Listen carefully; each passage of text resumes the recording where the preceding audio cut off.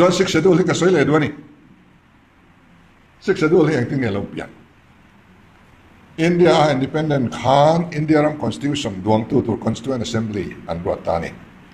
chu rambung sang sanga annoya sub committee andin ta India ram chuan in Sardar Vallabhbhai Patel chairman ania Dr. Ambedkar ten an troi oma heta Assam chuan Assam noya khan sub committee andin bele thungani chuanin India ram dan thar tu hi engtinga kan siamang ten mipui ron na nei ta Mizoram po anron ron ta ni anron rona accredited leader somli le paruktena memorandum an thelu kha khami anron ron chan na choni ta ni ta chuanin India dan puya han duang ta six schedule hi min siam sak ta parliament an han chai khanin atlang lo te em ni India ram chuan dan pakhat kan mang tur ni enga tinge an ni ho khian dan ran an ban bi kam kan dan ang hen mang ve mai tur ni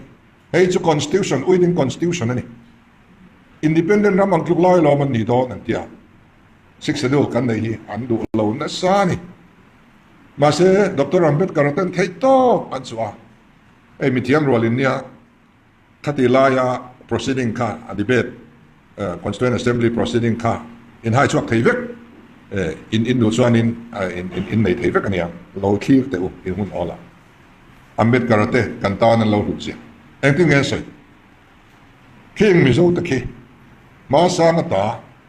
lo le upa te nuaya an oma an manin in obdan that deu an ya an legal system te chu khomela thaber atlinga pending on vela wa alang tlang boka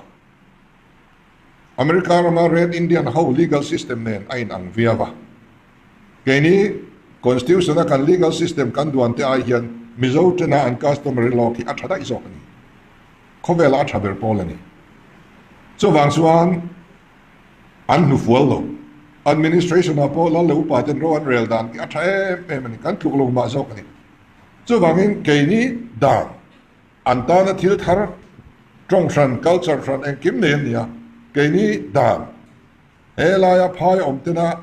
kan man turang kan bar ve mai chuan an mang thiam lo so wangin an pi pu atanga an lo in ro chun dan mangin an ni ki chu inom na sang an nei angaya six schedule kan pe ngai ni an tia yang chuan six schedule lo piang ani six schedule hi alu em ani Meghalaya te chu state an lo ni khan six schedule ni na hi an chom vek ani autonomous district council an la nei vek ani an ram lei lung chunga khwan thuan la nei vek ani ke ni ro chu ti na chang kan lo thebe lo wa this one to na hian district council pathum te chau so tribal area kan nei chunen tani adang zong zo hi tribal area ni tolo voi na hian nam tribal area tribal kan chengani tribal scholarship te kan donga tribal reservation te kan donga income tax te minola amaro chu tribal area kan om chawin income tax all kan ni Delhi ate sarkar na kan thoka tribal kan le ni ren income tax kan pe tho tribal area ni lo wangin technically chuan tribal area kan ni tolo amaro chu the tribal the scheduled tribes order 1950 khan kaimani tribal amin la pomawangin tribal kan ni mia kaimani so wangin reservation en kim kan la dong ta ni minti boy khilo nakin zela kan buai ngem ti nang ni lo lam mi thiam ten in ngai to atan ka chop du in home work atan ka pe du cheu ni municipal te kan han nei ta naglan chuan an nei du lo Meghalaya point an nei du lo amingin an neya in thanom ngai lon ti boy zel kaini sukan neya lung leya nei an rot te khan iti tolo fra mang lung lei thleng thleng ni chuan te dia ma se lung lei mipui an du thlat kan nei chuan a boy thla khome politica chuan ting tlang pa hausa in second hand zip lei le silai le cha thlat chuan dan the ni lo ri fiat ni lo khatiang de le khan municipal nei khan cha thlat mai ni municipal kan ni chuan nam dang kha mayor poni thei corporator poni thei vek to rola kan pai thei to kan nam him lo nga trading a non tribal du sakbing na kan nei thei to lo re khatiang kha ne ba him lo ni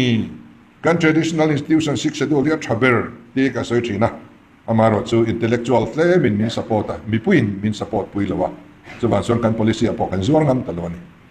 amara chu huna local zel anga thangthar fin jok ten Mizoram hian autonomous district council reintroduce le hi indu huna kanin tuna poem political party zong kan consensus chu neila reintroduce le kadu kan nam himnan chung te chu schedule chungchang ani aluvia wani hi tuna yan panchayati ras te kan soya panchayati ras kan ta na an siam ani lo re ei kan hriatu kan du duin kan zuk bang ve ngot thelo man ve kan du ani point assembly kan MLA mun thuma thena mun din an du chawin kan bang theni kedi man turzu village council min pe schedule min pe ni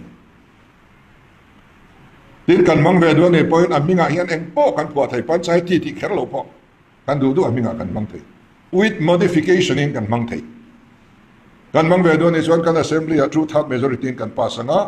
mizo milin kan herrem te nga chumin wa kan mang chau turani vairama panchayati ras awmang angte kan ot lek mai heng te hi development economic sum le paya andong thani mai thei ma se kan nam ral na turani chuan ahim chuang lo chung te chu kan soidu ani